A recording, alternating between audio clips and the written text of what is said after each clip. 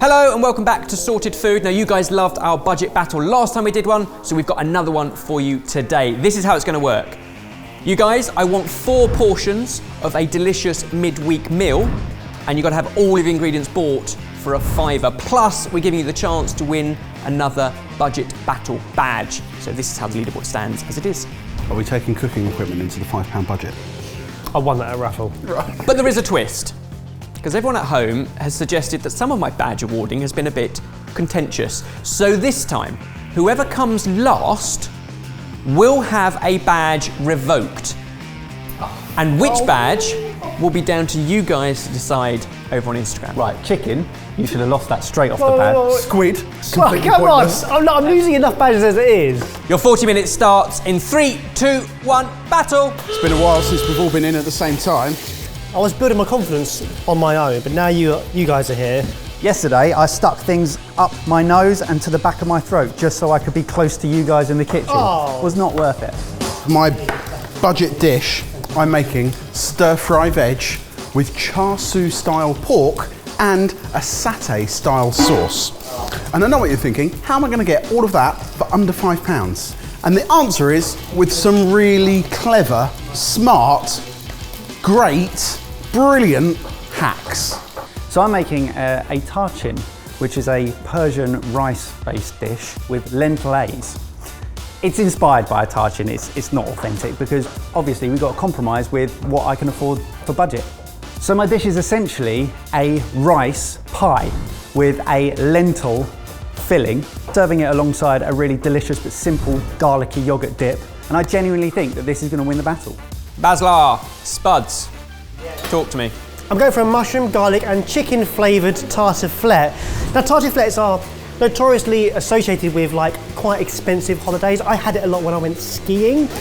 When I went skiing. But it's a really basic recipe. The heart of it is delicious, cheap potato. Yes, they usually chuck in a load of cheese and so on, but I've done a lot of clever hacks to make it more accessible.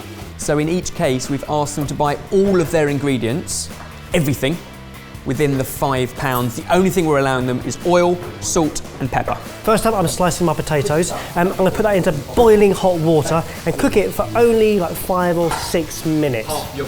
Now I'm going to slice up my onion, really fine slice, get that into a searingly hot pan and cook that for as long as I've got, I think about 5 or 6 minutes.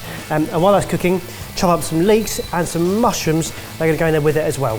So here I've got Greek style yogurt, which has been smeared onto some cloths because I basically want to drain it of all that excess moisture. It was the cheapest yogurt that I could get hold of, but I need it thick because it's going to bind together my dish.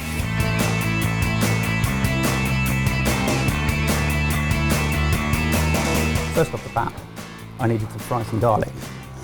And this is induction, which I haven't used for a long time. And my garlic went a bit browner than I'd have hoped. But I can't afford to do it again because I bought that garlic. So I'm going with it. Whenever Eva's burned something, he calls it caramelisation, so I caramelised my garlic. I started with my char siu pork. Ish.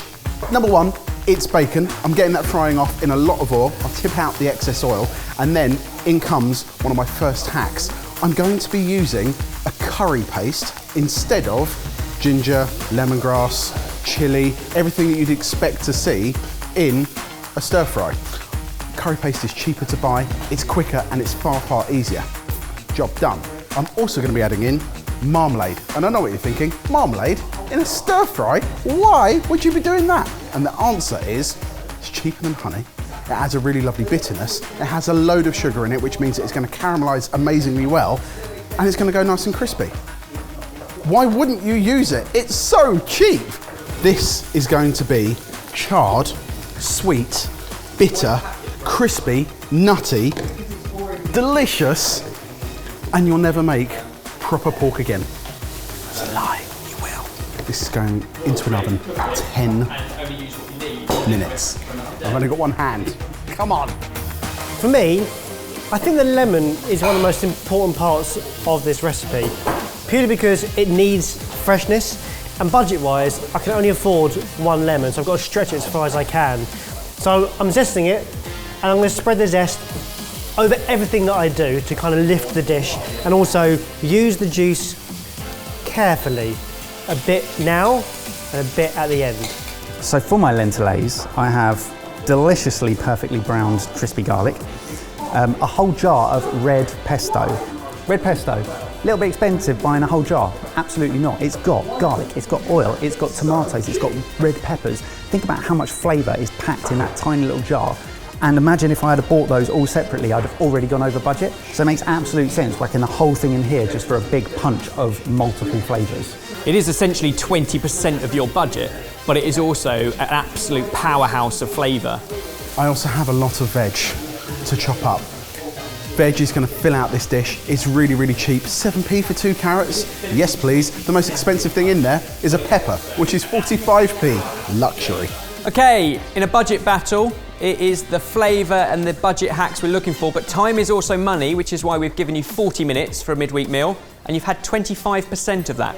My bacon fat from earlier going back into the pan. What I love about this dish is there's lots of multitasking. While you're frying one thing, you're chopping another. That moves over, that moves in. It's all just kind of happening. So in here I have my pre-cooked packet rice. In this instance, Mike, why packet rice? Purely because budget.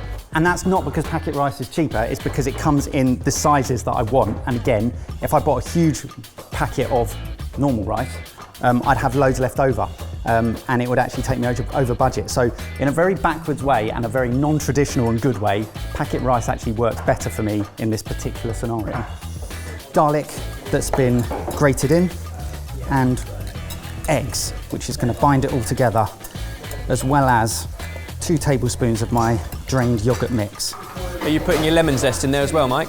Also zesting in the lemon that I forgot, but Ebba's very kindly reminded me about. So now I've got to oil a skillet because my layer of rice is going to go in, even layer, on the bottom, up the sides. Pour in my lentil mixture. Oh, look at this, look at this! So now I'm putting a final layer of rice on the top because I'm going to put it over the stove, bake it. But the jeopardy here is when I flip it out, because I'm actually going to serve this upside down. So I have to make sure that this is sealed in properly. Let's see, eh? Now that's burning very slightly to give a nice little bit of texture and flavour. I need to add the liquids. Now this is where it gets clever. Dairy. That is what makes a tartiflette a tartiflette. Dairy is quite expensive. So I'm adding dairy in 2 forms. I've got evaporated milk, which is a substitute for cream. It's a lot cheaper and it lasts forever in a tin. I'm also adding some cream cheese, but not just cream cheese. The cream cheese is a garlic flavoured cream cheese because also garlic's also quite expensive. So 2 in 1 made a lot of sense. The other part that's really important in this dish is a roux of sorts. And again, I can't really afford to make a roux. So I've got a packet of soup, a packet of chicken and mushroom soup. I'm saying it quietly because I know they'll ridicule me for it. But basically, this is going to thicken up the sauce to make it really creamy, really delicious, chickeny. If it wasn't for this chicken, the rest of it's vegetarian. I don't know why you're whispering. I think that's genius. Because you're right, to make a roux, you'd have to buy a block of butter and a pack of flour, and you haven't got the budget for that. But that has got your thickening agent and your flavour. It's got kind of stock cube equivalent in there. Smart. Along with my zested lemon and a squeezed lemon as well. I'm happy with the flavour. I'm happy with the consistency. In with the potatoes, into the oven, and then onto the lettuce. Moment of truth and proper jeopardy for Mike, because now you need to cook it and colour it without burning it, but you can't see it. What have you done? He's made a rice pudding. I've made a rice pie. What have you done? What is that? I haven't listened to a word you've said. It's that a makes no rice sense. dome with a very thin bottom. Not traditional, but needs must. Full with bolognese made out of lentils that's not bolognese at all. That looks like a mistake. That does, if I'm honest. You've had half your time. I genuinely don't know what to look for when this is done. Too much, and it will be jarred on the bottom. You don't want that. I'm taking it off. I'm taking it off. I'm taking it off. I'm going on the top. No, I'm on the top. Oh, you're on the bottom, mate. Oh my God. So for my satay style sauce, I've taken my boiled peanuts, drained them through a sieve, added them into a jug with a little bit of the peanut water, curry paste, and marmalade from earlier, blending it up, seasoned to taste. Jamie's already got this budget battle badge, but so far so good. It's looking good, it's looking good. Can I just also point out that that is all I'm wasting. Everything else has been used. Gonna fry some eggs, nice and crispy on the bottom, and knock up a really zesty, lemony, garlicky, yogurty sauce to serve alongside. Excuse me. This is it coming out of the oven. Now going under the grill to crisp that bottom top up.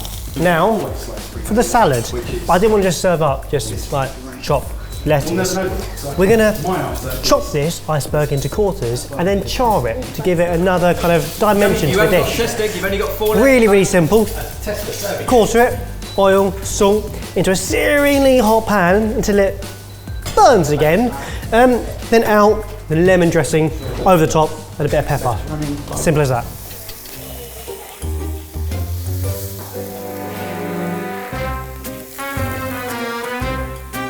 Baz. I really want this burnt and it wasn't burning quick enough. So, What are you doing? it works! It works! That's what I wanted! It works! Who needs pans? I've got another budget hack. Don't bother with pans. Straight on the hob. Bottom top's grilled, time to take it out. I am so excited for Mike's flip, because I kind of know it's going to taste good because we've already tested the recipes. Jay, Yes. yours can wait. This could be funny. What's going on? This is the moment of truth of whether he can turn it out. Right, this is it. This gets served upside down as a ricey dome. If it sticks, it falls apart. If the bottom isn't cooked and is too thin, it falls apart. If it comes out and it looks like a ricey dome, that's what success looks like. So are we all clear? All clear. So I'm just gonna have to go for it. No, Oh, no, Mike. Mike, come on. Go. It sounded thuddy, and it looks perfect. Tick, success! No. Great job. Last 3 minutes. It's going to need you to start thinking about plating up. Oh, Evers, I am so there. I know, I think you all are, which is rather remarkable. Whew. I am relieved. I mean, honestly, recipe's so good that even I could get to this point. Excellent job, Mike. Yes. 1 minute. I'm gonna plate one portion up now.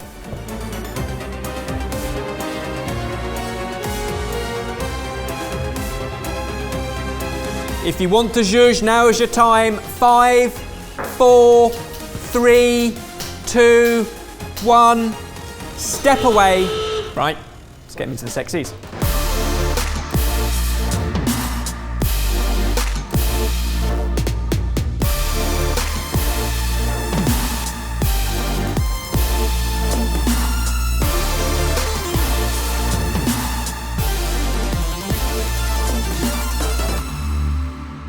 Not bad for £3.75. Yeah. What? Oh. Yeah. Come on, keep up. Let's dig in and see what we think. Start with you, Jay.